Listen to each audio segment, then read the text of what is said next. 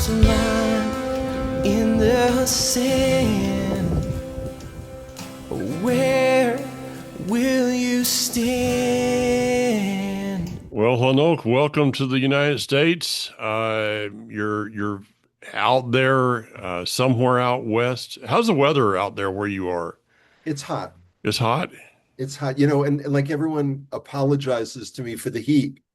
And I say, listen, I'm an indigenous Judean, we're kind of used to it. It's not that big a deal. I prefer a drier heat, Yeah, although Modine's not that dry. yeah, So yeah. is So, what it is.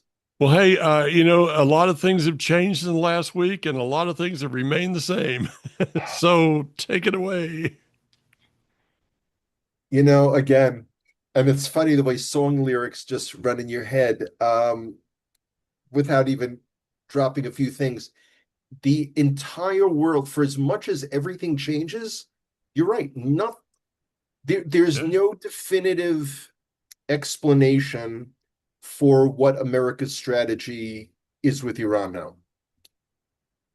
Excuse me. It appears to be that drinking all these hydration drinks. Yeah. It appears that all of the military action is designed to create additional pressure on Iran. hmm Um, why there was that break, why there was the exercise of writing up a memorandum of understanding. Is that to give someone in the American government the chance to turn around and say, I told you so? I don't know. None of it makes any sense. Um, but one thing that I picked up that I thought was very interesting is Iran is attacking Gulf states again hmm and Jordan. Not a single missile to Israel. Yeah, Not one. Baruch Hashem. And I don't think that's going to last. No, I don't either.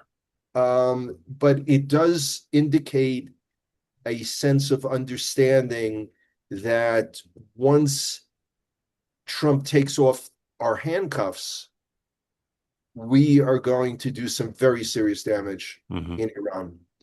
Um, Now, let's shift gears momentarily to Lebanon. The sixth round of negotiations with Lebanon have just begun.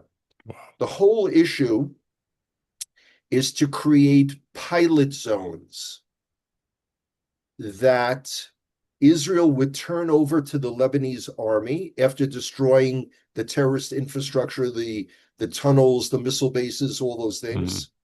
And the Lebanese army would make sure that Hezbollah does not come there and they're disarmed. Was it Walt Disney that always had, if you wish upon Yeah, a star? It's not going to happen. It's never happened. Lebanon itself walks a tightrope. yeah. They're trying to balance. I was arguing with someone just the other day about this, and they're like, "No, and Americans love to believe that there's a change of heart, that things are going to be different this time." Yeah. And I pointed out that the defense minister, the Lebanese defense minister, flew to Tehran for Khamenei's funeral. hmm And they spoke about the bond between Lebanon and Iran, unbroken, never changing. Okay. Now, having said that, just a few days ago, Trump called Netanyahu, this is reported in the press, and said, you got to start redeploying from Syria and Lebanon. They don't want you there. First of all, I who always jump on the nuance of things, they don't want you there. hmm Oh, poor jihadis. We're taking away your spot. Oh, so wait a second. So here it is. This is a deal negotiated and shepherded by Marco Rubio, America's Secretary of State. And Trump is now saying, well, let's forget the whole process because he met with the head of Syria, the jihadi in a suit, who he likes, and he wants Israel to say, I mean, the world has gone absolutely insane. Oh, yeah. Yeah. There's yeah, everywhere you look. So the big news this week, of course, for America was the loss of Lindsey Graham, Yeah. a South Carolina senator, and Lindsey Graham had a kind of an interesting run at things. I remember a number of years, mutual friends of ours that live in South Carolina were hot on the trail of get Lindsey out. And I said to Kathy the other day, I didn't know that. oh yeah, I That's mean, there interesting. was a time in which Lindsey Graham was just, he was crazy. And I said to Kathy, I think the best thing that happened to Lindsey Graham was the death of John, uh, now I can't remember his last name, the liberal John McCain. There you go, John McCain. Oh, Lindsey Graham kind of found his backbone at that point in time. And I mean, we saw a lot of politics from Israel on this. Was Lindsey Graham really known in Israel much, or was it just yes. political? Well, no, I mean, in fact, on one of the news shows, um, the announcer, this TV news, I mean, this is a remarkable thing. Um, Taught a chapter of Mishnah of our oral law, and then they all rose and said the Kaddish, Wow. the Kaddish, which is unprecedented. So Hmm. yeah, he was, it did the average Israeli in the street? No, no, but I mean, does the averages, does the average Israeli follow anything in American politics? And the answer is no. Yeah, I mean, other than the fact that Trump's approval ratings amongst Israelis are so incredibly low, yeah, but Trump still talks about, he could be the prime minister of Israel. yeah. We're already suffering enough, please. I don't think you Oh, need that. and speaking of, I'm sorry. Go Let, ahead. let's let's stick with Lindsey Graham, and then I'll pick up the Well, elections. I think just the thought of what you just said about them rising and stating the prayers there shows an aspect of the Israeli population, the Jewish population, Yeah, that people don't understand until you're there. I have begun to understand this over the 28 years and 35 trips to Israel. The loyalty of a Jewish friend oh yeah, is they understand you know in Israel they understand commitment. If you show commitment without strings attached, commitment without agendas, yeah. I mean I literally could show up in Israel and make a phone call and have a place to stay. It would be nothing because and those So true. relationships are shown over time, but it's interesting that Lindsay was at least honored in that way. No, very, very much so. Okay, so we mentioned politics. We've got to talk about elections. So a date for elections has been set in Israel, Hmm. and it is October 27th, which is the exact same date that was originally set. So all this talk about early elections and the government falling and stuff, bogus, didn't happen. This will be the first government in 38 years that went its entire 4-year term. Wow. And it has only happened, this will only be the third time in Israeli history. Between 69 and 73, we also had a 4-year government. Hmm. I was telling someone recently that I'll be voting in my 10th national election in 17 years. And they said, well, how long is your term of office? I said, well, it's 4 years, but it's a parliamentary democracy and the government can change at any Yeah. time. Yeah. So Speak, that's kind of crazy. Speaking of politicians, this guy Rue whatever Oh, yeah. Rue Nutjob. I mean, talk about these people have no shame at No, all. Okay. no. Somebody said the definition of shame is the distance between an evil deed and your morality. Yeah, that's Okay. a good way of Yeah. that's a good way of And defining it. so they have there's nothing there anymore. For him to have tried to go into you can describe it better, I'm sure, but a place that was prohibited for anybody to go to Yeah. and just make a scene and then write up all this stuff. And that is what is believed now. Well, and they're not even good liars. No, That's but the you don't thing. And have to when, be when you have this system behind you. well, it's like I forgot the name, but he was a very much anti-Israel influencer a few months ago tried to come to Israel and he was turned around.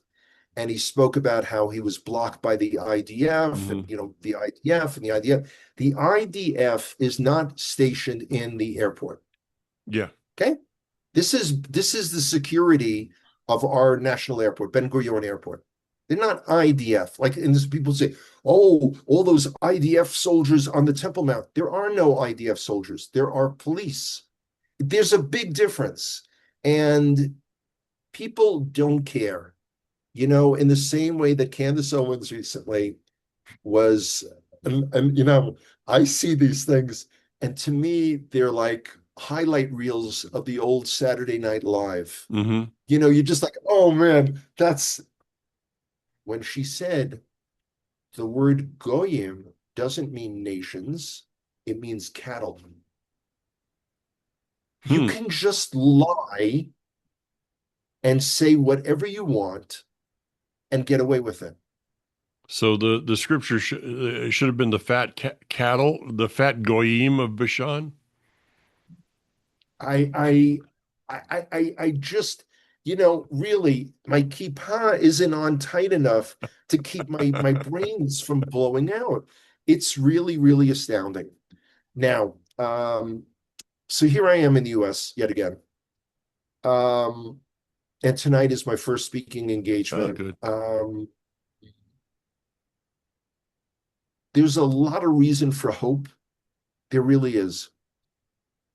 Even though right now everything is clear as mud.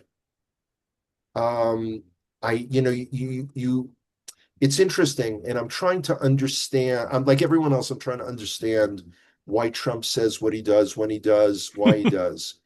And I'm not convinced, there are people who still think that he's, the master manipulator, Yeah. that he says one thing but means another. I think he just simply says whatever's on his mind at that moment. I do too. I don't think No, there's this thing about Proverbs talks about it of no one knows you're a fool until you open your mouth. And I'm not calling President Trump a fool, okay? But there is this concept all the way through Proverbs and Ecclesiastes, by the way, which I'm reading right now in preparation for going and spending 5 days with a bunch of youth and young adults. I'm going through Ecclesiastes. Don't ask me why. It's just one of those silly quirks of mine. But there's this concept of keep your mouth shut. Not everything that comes in your brain needs to go out of your mouth. well, everyone that's listening to this, I'm sure, has been in situations in their life where relationships have broken apart, where, and it, okay, let me pause for a second. One of the most valuable lessons I learned, and it was back in about 2005. And it's interesting because what I'm going through in the last number of months is sort of reviewing things that happened to me in my life. And all of a sudden, I'm getting fresh new lessons from them. Mm. There was a lecture, Rav Benny Friedman gave this, wow, yeah, more than 20 years ago, that not everyone is in your life forever. Yeah. That you think that people, you're together, you will be together. And this could be friendships, this can be, romantic relationships, whatever it might be. But in reality, they're only in your life for a few seasons, maybe just a season or two. So we've all experienced breakups. Well, clearly, the relationship between Trump and Netanyahu shows all the signs of a classic breakup. That Hmm. there they were having this big It bromance, does. and now all of a sudden, Trump praises Erdogan of Turkey. I've been saying for several years now that Turkey is our impending danger. Mm. It is the next Iran, and on many levels is far more serious than Iran. So Turkey has the second largest military in all of NATO. Mm. The only country in NATO that has a larger military is the United States of America. Mm. In fact, you can combine like France, Poland, UK, and they don't equal Turkey. Trump was already talking about, and you know, it's interesting. Turkey has maps where basically they cover the entire Middle East, and they're yearning for the old Ottoman Oh Empire. yeah. Yeah, they haven't let Trump go of thinks that. highly of them. They're tied in with Syria. Again, Syria, you know, comes up and borders Turkey. This is really, really serious. So realizing this, we have Hashem and those truly faithful to the God of Abraham, Isaac, and Jacob Yeah. standing against the entire world. Yeah. This is, and you know, it's interesting. We've been talking, God, I'm so tired of this term sifting, sifting, sifting. But you look around and you see even people's posts on Facebook, Mm. people who are messianic, who, you know, it's really it's the sifting of the sifting of the sifting. This is the thinnest sieve, you know. There's only little bits that are going to be coming out of it. Yeah. So you see alliances have shifted. I mean, years ago, when I would listen to American news, which was very infrequently, I would listen to Megyn Kelly. Oh yeah. And, you know, I mean, look at where she is. And Tucker Carlson talking about, you know, Chabad is running the world. This is like, and it's crazy. And Jews, I just saw a video this morning, just when I got up, of Jews, Israelis being harassed for several blocks on the streets of Mhm. Manhattan because they were identified as Israelis. There was This is also, not, go ahead. I'm sorry, Go ahead. this is not 1938. Yeah. People say to me, this is 19, no, but it's 1933 going into 1934. Yeah. It is worldwide. I saw a post, a meme of going back all the way to Reagan and Reagan, different presidents with Hasidic people in their offices. And so I clicked on the comment there of whatever they posted, and it was a whole thing about how the Jews weren't the Jews. It's like, really? And this is from somebody that would call themselves messianic. It's just Yeah. crazy. Um, Hanok, today, of Yeah. course, marks the first of Av. Yeah. That was the next topic on the agenda. Okay, so I've got a list I'd like to read, but do you want to give comments first? The 9 days um, leading up to Tisha B'Av are a period of, it's a semi-mourning period Yeah. within our world. And for those who truly internalize it, the loss of the Beit HaMikdash, the temple, which again is the center of our life. It wasn't like a big synagogue, you know, where people went and they had the best music and they did, you know, the best dancing and kind of stuff. This was everything. With its loss of sovereignty, with all that has befallen the Jewish people since then, and all of the things historically that befell the larger, you know, nation of Israel are very, very serious. It's actually with trepidation that I find myself during this period here in the US. Um, it's it weighs heavily, and it should weigh heavily upon us. I don't understand why there are,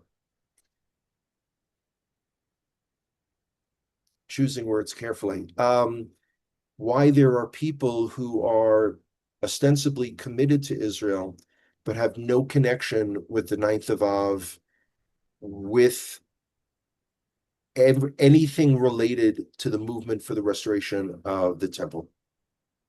Yeah. It's waiting on me too. One of the reasons is because I'll be at the youth camp during the Ninth of Av. This year I'll be finishing out Bezrat Hashem. I'll be finishing out the Thursday night session with the youth, and Right. a very powerful night in many ways. Last year, Bezrat Hashem, it will be again this year, but that will be the Ninth of Av, and the interesting thing is the last night was when all the ballistic missiles began to come into Israel. Yeah. I gathered some of the youth together to pray for peace and for protection. So if anybody's not familiar with the Ninth of Av and what's happened on this, I want to go through a short list. First of all, and I cannot me if I'm wrong, Hanok, but it cannot be proven biblically, but it can be through a number of other writings that the Ninth of Av was the 10 spies and their bad report. That's the Masorah, that's the tradition, yes. Okay. And so if someone ever asks, can our decisions affect generations to come? If this is true, that was the day of the 10 spies and the bad report, and I tend to believe that is, these are the things that have happened since then. In 586 before the Common Era, the first temple was destroyed by the Babylonians. In 70 of the Common Era, the second temple was destroyed by Rome. In 1096, the first crusade across Europe and Israel, leaving in the first month 10,000 Jews dead, and over the total was 1.2 million. In 1290, the Jews of England were expelled. In 1306, the Jews of France were expelled. In 1492, the Jews of Spain were expelled. That goes into a lot with Christopher Columbus. And the Order of the Inquisition was signed. In 1648, 300,000 Jews were killed in the community of Constantine. August 1st, 1914, World War I began. 1941, the establishment of the Warsaw Ghetto. 1942, the deportation to concentration camps began. And in 2005, the Gaza pullout was scheduled. I was there in Israel. It was scheduled, and Ariel Sharon changed it to, I believe it was 3 weeks later. But that event that was coinciding with the 9th of Av led to October 7th of 2023. That's just a partial list of what has happened. So this is a time during these days to pray for comfort, protection. And I find myself also praying those in the IDF in IAF who have had a reprieve. Israel itself, who has had a reprieve from the nightly attacks of ballistic missiles and rockets and drones and all of these things. Those same IDF soldiers are training now. Many of them are training because we all know that this is just a reprieve. This has not been the end. No, for sure not. For sure So, not. that's my commentary on the 9th of Av. Yeah, so this is, it is it's a day of fasting, but even in leading up to it, except for Shabbat, we don't eat meat, we don't drink wine or alcoholic beverages. It's, our daily activities, have been, tampered down. It's it's interesting. There's more and more interest around, you see it all over Facebook, about the temple. But it's all these little esoteric elements, the Ktoret, the incense, the Parah Adumah, the red heifer. And it's like, what is it that you guys are not seeing? These are tangential elements that cannot be brought into play until, once again, we have full Jewish sovereignty on the Temple Mount. Yeah. Now, the last time that Jews were able to prostrate was 1,956 years ago. Yeah. Now, I just had a birthday, and I was born in the year 1956. Um, my daughter Kira gave me some musar, gave me some, kind of like ethical, um, not a reprimand, but like it kind of like a teaching. And she said to me, she said, Amba, you're always talking about why me, why me, why am I allowed? And she said, why not you? Yeah. Wow. And I was about to say out of the mouth of babes. No, she's not so much a little babe anymore. Um, we are all called upon. Just think, Mike, if everyone listening did a little bit more for Israel, for their congregations, for their pastors, for their planned participation in the Connect to Israel experience. Just think, just a little bit more, just a little bit more. Just, someone who isn't even able any longer for a variety of reasons to go to Israel, but says, you know what? They go over to their congregational leader and they say, I've got $250. Let's use this as a partial scholarship for someone to go. And by the way, I only believe in partial scholarships Yeah. Yeah. Me too. because something for free is Not worth appreciated. exactly what you paid for it. Yeah. There's so many scriptures we could come up with of the Jews being involved in the Temple Mount and the Hebrews, Israel being involved in the Temple Mount and all those things, and maybe somebody's sitting there going, well, I'm still trying to figure out this identity thing. Let me finish my end with some verses that are I think you've probably read these a couple times. For here is what Adonai says. Uh, Wait a minute, got here down a couple of verses. And the foreigner who joins themselves to Adonai to serve him, to love the name of Adonai, to be his workers, all who keep Shabbat and do not profane it, and hold fast to my covenant. I will bring them to my Harabait, my holy mountain, and make them joyful in my house of prayer. Their burnt offerings and sacrifices will be acceptable on my altar, and my house will be called a house of prayer for all the peoples, for all the nations. That takes care of all the rest of us. Of why should we be involved in the Temple Mount? Because it's his house. This is, And he's going to invite us there, and when he invites us there, it'll be at his home then, because his family will be there in the house. yeah, it's all connected, and people will overemphasize worrying about some element, you know, based on our different theological understandings. But you know what? Some of it is so clear. It's Yeah, right there in front of you. yeah, But you have to see it with your eyes, internalize it in your brain and in your heart. yeah, And if you can't do that, y'all are lost. yeah. Well, I'm learning speaking to of speak lost, American again. yeah, speaking of lost, we may lose a week next week. I'm not sure. I'm not sure at this point what the exact schedule is. So if we can do an Israel update, we will. It depends on what the news is. If the news is pretty stable, stable, that was funny. If it is, less chaotic, we may have to skip a week. If not, if something's that's really important, I'll find a way to do it. So we'll go from there. Well, it's interesting. I just, leave this thought.